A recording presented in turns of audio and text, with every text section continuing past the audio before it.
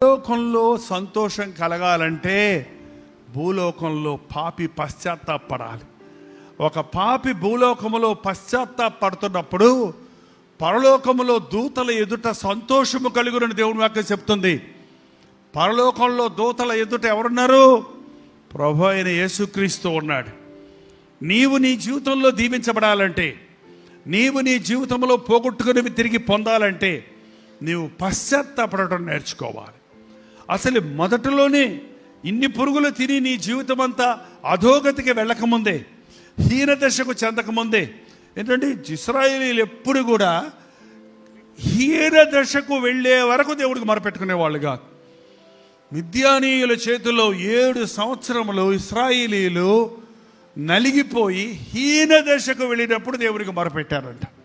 ఐగుప్తులో 400 సంవత్సరాలు బానిసలుగా ఉండినప్పుడు విసిగిపోయి అప్పుడు నిట్టూర్పులు విడిచి అప్పుడు మూలిగారంట దేవుని దగ్గర. ఎప్పుడు మూలుగుతావయ్యా? అన్నీ పోయేదాకా ఎందుకు కనిపెట్టాలి? నీవు సంతోషం పోగొట్టుకున్న మరుక్షణంలోనే, నీ మనస్సాక్షి పాడైన మరుక్షణంలోనే, నువ్వు తొందరపాటులో చేసిన ఒక నిర్ణయం ద్వారా తెచ్చుకున్న నష్టాన్ని ఎరిగిన మరుక్షణంలోనే నువ్వు పశ్చాత్తాపడితే అప్పటికప్పుడే నిన్ను విడిపించడానికి, క్షమించడానికి, రక్షించడానికి ప్రభువు సమర్థుడు కదా. నీ జీవితం అంతా నాశనం అయ్యేదాకా ఉండవలసిన అవసరం లేదు. అయినప్పటికీ నువ్వు పశ్చాత్తాపడ్డప్పుడు ప్రభు నిన్ను క్షమిస్తాడు. ఇక్కడ ఇచ్చిన వాగ్దానం యోవేలు 1వ అధ్యాయంలో ఇది ఉంది. 2వ అధ్యాయంలో అన్నాడు, 2వ అధ్యాయం 12వ వచనంలో, ఇప్పుడైనను మీరు ఉపవాసం ఉండి కన్నీరు విడిచుచు దుఃఖించుచు మనఃపూర్వకంగా నా దగ్గర రండి. ఇప్పుడైనా గొంగళి పురుగులు తినేసాయి, మిడతలు తినేసాయి, చీడ పురుగులు తినేసాయి, పసర పురుగులు తినేసాయి. నీ బ్రతుకంతా చిందరబందరైపోయింది. నీ ఆరోగ్యం పోగొట్టుకున్నావు, నీ ఆస్తిని పోగొట్టుకున్నావు, నీ ఆధిక్యత పోగొట్టుకున్నావు, నీ కుటుంబం విచ్ఛిన్నమైంది, నీ జీవితం గందరగోళమైంది, నీ మనసాక్షి పాడైపోయింది, నువ్వు ఆత్మలో కృంగిపోయి ఉన్నావు. ఇప్పుడైనా మీరు ఉపవాసం ఉండి కన్నీళ్లు విడుచుచు దుఃఖించుచు మనఃపూర్వకముగా నా యొద్దకు తిరిగి రండి. నువ్వు తిరిగి వస్తే మీ దేవుడైన యెహోవా కరుణావాత్సల్యము గలవాడును శాంతమూర్తియు అత్యంత కృపగలను వాడునై ఉండి చేయనుద్దేశించిన కీడు చేయక పశ్చాత్తాప. ఎంత దేవుడు మీ దేవుడు! ఎవరండి మీ దేవుడు? కరుణావాత్సల్యము గలవాడు, శాంతమూర్తి, అత్యంత కృపగలవాడు, కీడు చేయక మనసు మార్చుకునేవాడు. ఏంటండి, మనం పశ్చాత్తాపడితే ఆయన పశ్చాత్తాపడతాడట. పోనీలే, అయ్యో నా బిడ్డలు ఇంతగా ఇలా వదిలేశానే, అయ్యో నా బిడ్డలు ఈ స్థితికి వెళ్ళిపోయారే, వీరి మీదకు కోపం, నా ఉగ్రతను నేను మళ్ళించానే అని ఆయన తిరిగి మనసు మార్చుకొని మనల్ని క్షమించడానికి సిద్ధంగా ఉన్నాడు. నువ్వు పశ్చాత్తాపడితేనే అది జరుగుతుంది.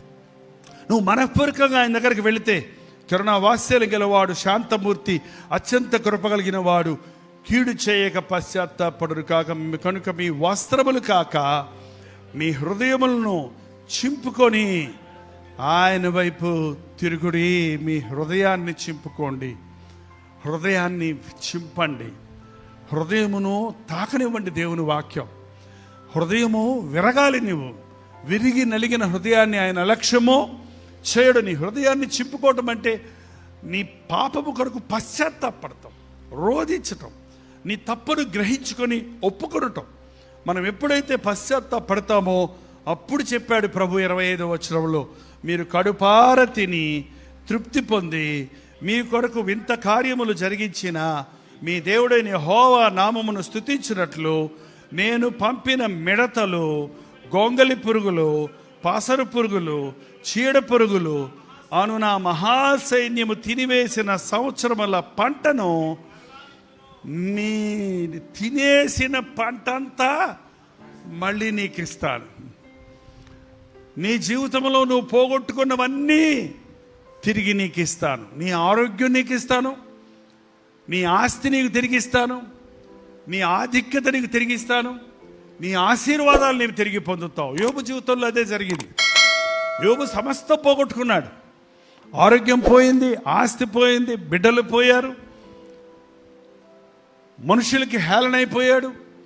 మనుషులందరూ అసహించుకున్నారు, స్నేహితులు విమర్శించారు, ఏమీ లేని పరిస్థితికి దిగజారిపోయాడు. కానీ ప్రభు ఆయన్ని దీవించినప్పుడు, తిరిగి రెండంతల ఆశీర్వాదం ఇచ్చినప్పుడు తను పోగొట్టుకున్నవన్నీ తిరిగి పొందారు.